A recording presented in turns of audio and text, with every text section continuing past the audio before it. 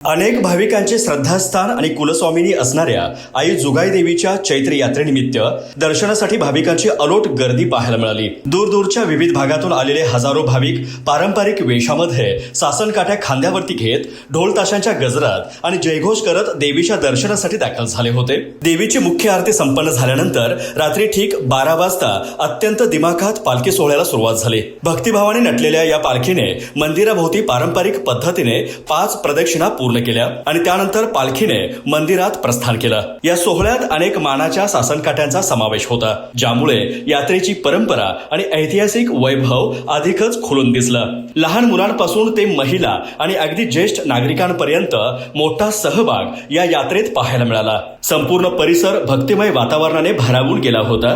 गुलालाची उधळण, ढोल ताशांचा गजर आणि आई जुगाईच्या नावाने चांग भलच्या जयघोष सर्वत्र घुमताना पाहायला मिळाला। भक्ती, परंपरा आणि उत्साहाचा संगम अनुभवायला मिळणारा हा चैत्र यात्रा सोहळा दरवर्षीप्रमाणे यंदाही मोठ्या दिमाखात आणि जल्लोषात आणि अगदी शिस्तबद्ध पद्धतीने पार पडला। हा सोहळा पार पडण्यास प्रशासनाचं सुद्धा मोलाचं योगदान लाभलं। आजच प्ले स्टोअर वरून सहज योजना ऍप डाउनलोड करा आणि सर्व शासकीय योजनांचा लाभ घ्या।